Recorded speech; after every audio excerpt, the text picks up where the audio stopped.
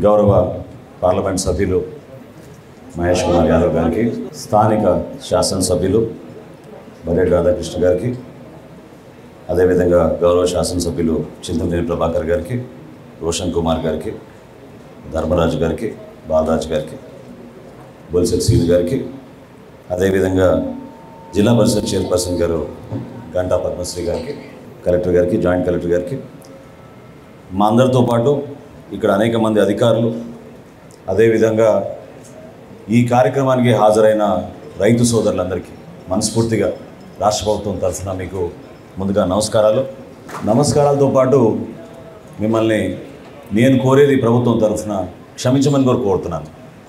ఎందుకంటే మీరు పడిన కష్టాలు, పంట పండించడంలో మీరు ఎదుర్కొన్న అనేక సందర్భాల్లో ప్రభుత్వం నుంచి వైఫల్యాలను కూడా మీరు చూసి ఆ ఇబ్బందిని తట్టుకొని తరతరాలుగా మీరు మన జిల్లాకి మంచి పేరు వచ్చేటట్టు మీరు కష్టపడతానే ఉన్నారు.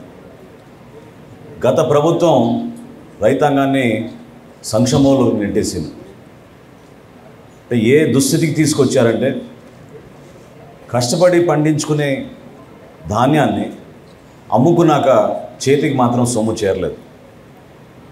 ప్రభుత్వం పైన ఒక భరోసాతో, ఒక నమ్మకంతో ప్రభుత్వం అనేక నిబంధనల్ని పాటించమని మీకు చెప్పినప్పుడు మీరు ఎక్కడ కూడా దాన్ని పొరపాటు చేయకుండా ప్రభుత్వ నిబంధనల మేరకే మీరు కష్టపడి పండించిన ధాన్యాన్ని తీసుకెళ్ళి కొనుగోలు చేస్తుంటే అక్కడ కూడా అనేక సందర్భాల్లో మీరే చూశారు, మేము చూసాం ఏ విధంగా అక్రమాలు జరిగిపోయినాయి.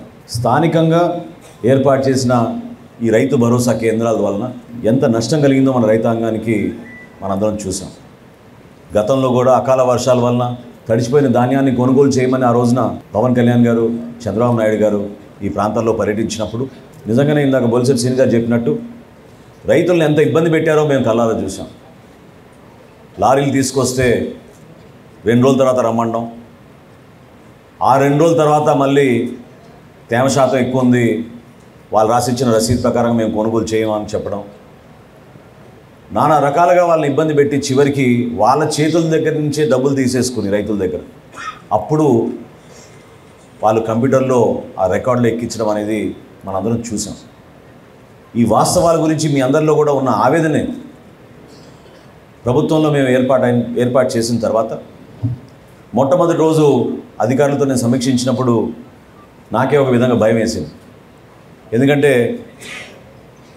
సివిల్ సప్లైస్ కార్పొరేషన్లో ప్రతి ఏటా మేము దాదాపు 20,000 కోట్ల రూపాయలు టర్నోవర్ చేస్తాం. గత 5 సంవత్సరాల్లో ఎంత ఆర్థికంగా నష్టం కలిగించారంటే ఈ కార్పొరేషన్కి 40,550 కోట్ల రూపాయల రుణాలు తీసుకున్నారు సివిల్ సప్లైస్ కార్పొరేషన్ నుంచి. ఏ విధంగా మనం రైతుల్ని ఆదుకోగలుగుతాం మాకు అర్థం కాలేదు. ఆ సందర్భంగా మా అధికారులు 1,674 కోట్ల రూపాయలు బకాయిలు ఉన్నాయి రైతులకి ఇంకా ఇవ్వాల్సిందంటే నిజంగా ఆ అవకాశం ఎట్లా కలుగుతుందా అని ఎదురు చూసాం. కానీ ధైర్యంగా మేము ఇంటర్నల్గా మేము మాట్లాడుకున్న టార్గెట్ పెట్టుకున్నాం.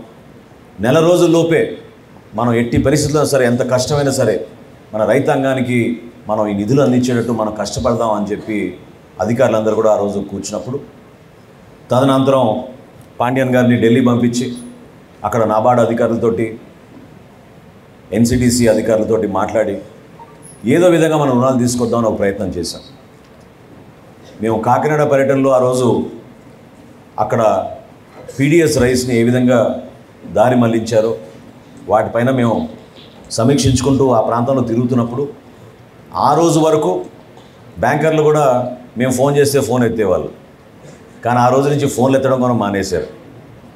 వాళ్ళకు కూడా నమ్మకం కలగలేదు. ఎందుకంటే గత ప్రభుత్వం చేసిన అరాచకం ఎంత వెనకబడిపోయాం మన రాష్ట్రం ఆర్థికంగా అనేది చూసి చాలా వరకు వెనకడుగు వేశారు. 12 లక్షల కోట్ల రూపాయలు అప్పులు చేశారు. ఏ విధంగా ఈ అప్పుల్ని తీర్చాలి? మేము సివిల్ సప్లైస్ కార్పొరేషన్ నుంచి కూడా స్టాచ్యుటరీ పేమెంట్లు కొన్ని చేయాలి. అదే నెలలో మేము 2,000 కోట్ల రూపాయలు బ్యాంక్ ఆఫ్ బరోడా కట్టాలి. అర్థం కాని పరిస్థితుల్లో కూడా ధైర్యంగా మేము అందరం కూడా నిర్ణయించుకుని పాండ్యన్ గారిని ఢిల్లీకి వెళ్ళమన్నప్పుడు ఆయన అక్కడ అధికారులతో మాట్లాడి ముఖ్యమంత్రి గారి దృష్టికి తీసుకొచ్చినప్పుడు ముఖ్యమంత్రి గారు ఒకటే మాట చెప్పారు, ఎట్టి పరిస్థితుల్లో కూడా మీరు దీనిపైన ఫోకస్ పెట్టి త్వరలోనే మనం రైతులకు అందించేటట్టు మీరు చేయండి. దానికి సంబంధించిన దసరాలు మీరు ఇమీడియట్గా మూవ్ చేయమని ఆయన చెప్పినప్పుడు పవన్ కళ్యాణ్ గారి దృష్టికి తీసుకెళ్ళి సమన్వయపరుచుకుంటూ ఈ ఆర్థిక పరిస్థితుల్లో కష్టకాలంలో కూడా 1000 కోట్ల రూపాయలు గత నెలలోనే మేము రైతులందరూ కూడా అందించడానికి ఒక అద్భుతమైన కార్యక్రమం ద్వారా మేము చేశాం. 1674 కోట్ల రూపాయల్లో ఈరోజు మిగులు 674 కోట్లు ఒకే రోజున మన రైతాంగానికి అందరికీ ఒక భరోసా కల్పించడానికి కోసం చేస్తున్న కార్యక్రమం ఇది. అందులో మన జిల్లాలో పశ్చిమ గోదావరి జిల్లాలో ఉమ్మడి పశ్చిమ గోదావరి జిల్లాలో 472 కోట్ల రూపాయలు మనం ఈరోజు రైతులందరికీ వాళ్ళ ఖాతాల్లో పడేటట్టు ఏర్పాటు చేశాం. మీ అందరికీ నేను మాట ఇస్తున్నాను, రైతులు పడుతున్న కష్టాల గురించి రైతుకు పెద్దపీట వేయాల్సిన బాధ్యత మా అందరిపైన ఉంది. కూటమి ప్రభుత్వం ఎంత బలంగా నిర్ణయం తీసుకుందో, ఏ విధంగా మీకోసం నిలబడ్డామో, మీ అందరం కూడా ఈరోజు మీకోసం అండగా నిలబడడానికి కోసమే ఇంత దూరం ప్రయాణం చేసి వచ్చాం. ఎందుకంటే మీరు గత 5 సంవత్సరాల్లో మీరు పడిన కష్టాలు సామాన్యమైన విషయం కాదు. నేను ఇది పదే ఎందుకు అంటున్నానంటే నేను చూశాను. అనేక సందర్భాల్లో మేము రైతు గిట్టుబాటు ధర గురించి, ధాన్యం కొనుగోలు విషయం గురించి జనసేన పార్టీ నుంచి మేము కూడా పవన్ కళ్యాణ్ గారి నాయకత్వంలో అనేక ప్రాంతాల్లో పర్యటించాం, నిలబడ్డాం. తెలుగుదేశం పార్టీ తరఫున కూడా నాయకులందరూ కూడా అదేవిధంగా ఈ జిల్లాలో ప్రత్యేకంగా, ఎందుకంటే డెల్టా ప్రాంతంలో గోదావరి జిల్లాలకు ఉన్న ప్రాముఖ్యత మీ అందరికీ తెలుసు. ఇక్కడే రైతాంగానికి ఇబ్బంది కలిగే పరిస్థితి వచ్చిందంటే మేమే నమ్మలేకపోయాం. కౌలు రైతుల విషయంలో మొట్టమొదటి కార్యక్రమం ఈ ప్రాంతంలో మేము చేసింది మీ అందరికీ తెలుసు. ఆ రోజు పవన్ కళ్యాణ్ గారు సొంత నిధులతోటి 5 కోట్ల రూపాయలు ఆయన కౌలు రైతులను ఆదుకోవాలి, పాపం ఆత్మహత్య చేసుకున్న రైతులకి మనం ఆదుకోవాలంటే చింతలపూడికి వచ్చినప్పుడు ఈ జిల్లాలో 42 మంది ఆత్మహత్య చేసుకున్నట్టే మేమే నమ్మలేకపోయాం. ఆత్మహత్య చేసుకున్న ఆ కౌలు రైతు కుటుంబాలకి 1,00,000 రూపాయల చొప్పున ఆర్థిక సహాయం ఆ రోజు ఇచ్చినప్పుడు ఖచ్చితంగా ఆ రోజు ఒక నిర్ణయం తీసుకున్నాం. మన ప్రభుత్వం ఏర్పడిన తర్వాత కౌలు రైతుకి ఎట్టి పరిస్థితుల్లో కూడా గౌరవం దక్కాలి. ఎవరైతే కష్టపడి పండించుకుంటున్నారో ఆ పండించే రైతుకే సకాలంలో మనం చెల్లించే విధంగా, బ్యాంకుల నుంచి రుణాలు వచ్చే విధంగా, ప్రభుత్వం కూడా ఎక్కడ పొరపాట్లు చేయకుండా కొనుగోలు చేసే విధంగా ముందుకెళ్లాలని ఆ రోజు మేము చేసిన మా ఆలోచనని ఈరోజు ప్రభుత్వంలో అమలు చేసే విధంగా ముందుకు అడుగులు వేస్తున్నాం. ఈ పంట ద్వారా కానివ్వండి, స్థానికంగా ఈరోజు రైతు భరోసా కేంద్రాలని మార్చి రైతు సహాయ కేంద్రాలుగా మార్చాం. రైతాంగంలో ఎవరైతే పాపం నిజాయితీగా కష్టపడి కౌలుదారులుగా ఉన్నారో వాళ్ళందరికీ CCRC కార్డ్స్ ఇచ్చేటట్టు, రేపటి రోజున రెవెన్యూ సదస్సులు ఏవైతే ప్రారంభం అవుతున్నాయో ఆ రెవెన్యూ సదస్సుల్లో మీ అందరికీ కూడా గ్రామ సభలు ఏర్పాటు చేసి ఖచ్చితంగా 100% మన రాష్ట్రంలో ఉన్న కౌలు రైతులందరినీ కూడా ఆదుకునేటట్టు ఈ ప్రభుత్వం మీకోసం పనిచేయబోతోంది. అందుకు ఖచ్చితంగా మీకు రుణపడి ఉంటాం. ఆ రుణాన్ని తీర్చుకునే విధంగా కష్టపడి పనిచేస్తామని మరొకసారి రైతాంగాన్ని ఈ సందర్భంగా తెలుపుకుంటున్నాను. గతంలో మనం చూసాం ఏ విధంగా దళారులు ప్రత్యేకంగా రైతు భరోసా కేంద్రాల దగ్గర నుంచి ట్రాన్స్పోర్టేషన్ విషయంలో కానివ్వండి, చివరికి గోతాలు కూడా ఇవ్వలేని పరిస్థితి తీసుకొచ్చి వాళ్ళ స్వార్థాల కోసం వాళ్ళు ఉపయోగించుకున్నారు. ఆ మార్పు కోసమే మొన్న మేము ముఖ్యమంత్రి గారికి మేము చేసిన ప్రజెంటేషన్లో మా శాఖ నుంచి ఒక నిర్ణయం తీసుకుని మాట ఇచ్చాం. అదేంటంటే ఈ రోజుకి మన జనాభా 62% వ్యవసాయం పైన ఆధారపడి ఉంది. వ్యవసాయ రంగాన్ని మనం కాపాడుకోవాల్సిన బాధ్యత మనందరిపైన ఉంది. కేవలం వ్యాపారవేత్తలకే ఈజ్ ఆఫ్ డూయింగ్ బిజినెస్ కాదు, రైతులు కూడా ఈజ్ ఆఫ్ డూయింగ్ బిజినెస్ చేయాలి. వాళ్ళు కూడా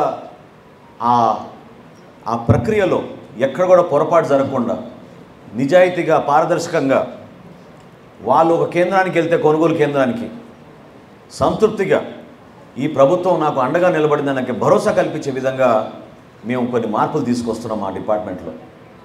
అందులో ముఖ్యంగా మన ముఖ్యమంత్రి గారు చంద్రబాబు నాయుడు గారు ఆ రోజు చేసిన సూచన మేరకు మేము కూడా ఇంటర్నల్గా వర్క్ చేసుకుని మా డిపార్ట్మెంట్లో ఒక నిర్ణయం తీసుకున్నాం.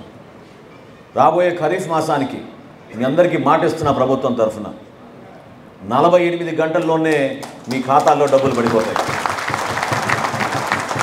కేవలం 48 గంటల్లోనే.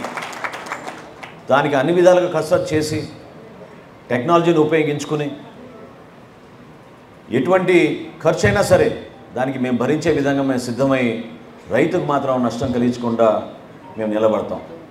అదేవిధంగా సోదరులు ఇప్పుడే చెప్పారు, కనీసం గోతాల విషయంలో, ట్రాన్స్పోర్టేషన్ విషయంలో ఏ విధంగా కూడా గత ప్రభుత్వం ఆదుకోలేదు. పరికరాల విషయం కూడా నాకు చాలామంది ఆ దృష్టికి తీసుకొచ్చినప్పుడు, గతంలో అంతకుముందు నేను ప్రభుత్వంలో ఉన్నప్పుడు ఎంతోమంది రైతులకి తైవాన్ స్ప్రేయర్లు కానివ్వండి, డ్రిప్ ఇరిగేషన్ పైపులు కానివ్వండి, ఆయిల్ ఇంజన్లు కానివ్వండి, టార్పాలిన్లు కూడా మేము చివరికి రైతులకు ఇచ్చేవాళ్ళం ఆ రోజు మార్కెట్ యార్డ్ ద్వారా. అదంతా పూర్తిగా విస్మరించారు, నష్టం కలిగించారు. మరొకసారి వాటిపైన దృష్టి పెట్టి ఎప్పుడు లేని విధంగా మొట్టమొదటిసారి సివిల్ సప్లైస్ కార్పొరేషన్ నుంచి మేము రైతులకి 50% సబ్సిడీతోటి టార్పాలిన్లు సరఫరా చేయాలని నిర్ణయించుకున్నాం. ఎందుకంటే మీరు కష్టపడి పండించిన ధాన్యాన్ని కల్లాల దగ్గరే మీరు వాటిని ఉపయోగించుకునే విధంగా, అక్కడి నుంచి నేరుగా మిల్లర్ల దగ్గర తీసుకొచ్చే విధంగా మీకు టార్పాలిన్ అందించాలని ఒక నిర్ణయం తీసుకుని టార్పాలిన్ కొనుగోలు విషయంలో కూడా ముందడుగు వేశాం. వీటితో పాటు ఇంతకుముందు నేను చెప్పినట్టు కేవలం వ్యాపారవేత్తలకో, బడాబాబులకో, మిల్లర్లకో భయపడాల్సిన అవసరం లేదు. వాళ్ళందరూ కూడా మన సమాజంలో భాగస్వాములే. ఏ విధంగా మేము కందిపప్పు ధరను తగ్గించగలిగామో అదొక ఉదాహరణ. ఎందుకంటే ఈరోజు భారతదేశంలో ఎక్కడ చూసినా సరే 180 రూపాయలకి కిలో అమ్ముతున్నారు కందిపప్పు. కానీ వాళ్ళందరినీ పిలిచి చర్చించి కొత్త ప్రభుత్వం వచ్చింది, ప్రజలు ఎంతో ఉత్సాహంతో ప్రభుత్వం పైన ఒక నమ్మకంతో వాటిని ఓట్లు వేసి ఒక బాధ్యత మాకు అప్పగించినప్పుడు మీకు కూడా అందులో ప్రధాన పాత్ర ఉంది, దాన్ని మీరు గౌరవించాలని చెప్పి వాళ్ళతో సుదీర్ఘంగా చర్చించినప్పుడు హోల్సేలర్స్ కానివ్వండి, మిల్లర్స్ కానివ్వండి, పెద్ద రీటైలర్స్ కానివ్వండి, దేశవ్యాప్తంగా వాళ్ళు వచ్చి ఆ రోజు ఒప్పుకుని కేవలం ఆంధ్రప్రదేశ్లోనే ఈ రోజున మనం 150 రూపాయలకే మనం కందిపప్పు శ్రీకాకుళం నుంచి చిత్తూరు వరకు మనం సరఫరా చేయగలుగుతున్నాం. ఆ విధంగా కొన్ని చర్యలు తీసుకున్నాం. బియ్యం విషయంలో కూడా నేను మీకు మాట ఇస్తున్నాను, గతంలో వీళ్ళు ఏదో సెలెక్టివ్గానో ర్యాండమ్గానో చేసామని చెప్పారు. అంటే ధాన్యం కొనుగోలు కోసం మీరు రైతు భరోసా కేంద్రాలకు వెళ్తే మీకు ఒక చీటీ ఇచ్చి, కంప్యూటరే ఇచ్చింది ఈ చీటీ, పలానా చోటకి వెళ్ళి మీరు అక్కడ ఆ పలానా మిల్లులోనే మీరు ధాన్యాన్ని తీసుకెళ్ళమని చెప్పేవాళ్ళు. అది కంప్యూటర్ ఇచ్చిన చీటీ కాదు. అది వైఎస్ఆర్సీపీ నాయకులు దొంగ ప్లాన్ వేసి మిమ్మల్ని అందరినీ కూడా ఇబ్బంది కలిగించే విధంగా వాళ్ళ స్వార్థం కోసం కొంతమంది మిల్లర్లకే ఈ సరుకు చేరే విధంగా వాళ్ళు చేసిన కుట్ర అది. దాన్ని కూడా బయట పెట్టాం. ఎందుకంటే ఎప్పుడైతే లోతుగా ఆలోచించి కొత్త విధానాలు తీసుకొద్దామని మేము మా డిపార్ట్మెంట్ తరఫు నుంచి మేము ప్రయత్నం చేస్తున్నామో అందులో భాగంగా నేను ఈరోజు అది కూడా మీకు మాటిస్తున్నాను. మీకు అనుకూలమైన దగ్గరలో ఉన్న మిల్లుకే మీరు తీసుకెళ్ళి ఆ ధాన్యాన్ని అప్పచెప్పే విధంగా రాబోయే రోజుల్లో మేము ఆ విషయమైన తీసుకుంటున్నాం. ఎక్కడ కూడా మీకు నష్టం కలిగించాం, రైతుల్ని కాపాడుకుంటాం. ఆ భరోసా మీకు ఇవ్వడానికి కోసమే ఈ ప్రభుత్వం ఇటువంటి అడుగులు ముందుకేస్తోంది. నిజాయితీగా, పారదర్శకంగా, ఎన్నడూ లేని విధంగా ఇంకో పెద్ద కార్యక్రమం మేము చేపట్టబోతున్నాం. అదేంటంటే పౌర సరఫరాల శాఖ నుంచి ఏదైతే 40,000 కోట్ల రూపాయలు అప్పులు తీసుకున్నారో మార్చి 31వ తారీఖు కల్లా 2025 మార్చి 31వ తారీఖు కల్లా 10,000 కోట్ల రూపాయలు మళ్ళీ తిరిగి ఈ బ్యాంకర్లకు చెల్లించే విధంగా మేము ఇంటర్నల్గా మేము కూడా ఒక బడ్జెట్ అనాలిసిస్ చేసుకుని సిద్ధమయ్యాం. నిజాయితీగా కష్టపడతాం, మీకోసం కష్టపడతాం. ఎక్కడ కూడా ఈ ఖరీఫ్ మాసానికే మీరు చూస్తారు ఎంత తేడా వచ్చిందో ప్రభుత్వంలో. ఏ విధంగా పరిపాలన, మీరు మంచి అభ్యర్థులకు మంచి వ్యక్తుల్ని మీరు గెలిపించినప్పుడు మీకోసం ఎట్లా నిలబడతారో మీరు చూశారు. మీకోసం పోరాడతారు. శాసనసభలో కూడా మొన్న 4 రోజులు శాసనసభలో కూడా ప్రతిరోజు రైతుల విషయం గురించే ప్రస్తావించారు మన గౌరవ సభ్యులందరూ కూడా. మీ పక్షాన్ని నిలబడ్డారు. ఎందుకంటే మీరు ఎదుర్కొన్న కష్టాల గురించి, ఏ విధంగా మీరు దేశానికే మీరు రక్షణగా నిలబడుతున్నారో, ఏ విధంగా ఇంతమందికి మీరు ఆహార ధాన్యాల ద్వారా మీరు ప్రతి కుటుంబం సంతోషంగా ఉండేటట్టు మీరు చేస్తున్న కష్టాలని గుర్తించి ఆ పొరపాటు ఎక్కడ జరగకుండా మీ పక్షాన్ని నిలబడి పోరాడుతున్నారు మన ప్రజాప్రతినిధులు. అదేవిధంగా ప్రభుత్వంలో కూడా గౌరవ చంద్రబాబు నాయుడు గారు, అదేవిధంగా ఉప ముఖ్యమంత్రి గారు పవన్ కళ్యాణ్ గారు నిరంతరం మన ప్రాంతానికి, మన రాష్ట్రానికి, మన ప్రజలకి ఏ విధంగా మనం అభివృద్ధి చేసుకుంటూ ముందుకెళ్దాం, గతంలో ఉన్న పూర్వవైభవాన్ని మన ఆంధ్రప్రదేశ్కి మరొకసారి తీసుకొచ్చే విధంగా కష్టపడదామనే ఆలోచన తప్ప వేరే ఆలోచన లేదు. అందుకే నేను మిమ్మల్ని ముందుగానే నేను క్షమించమని కోరాను.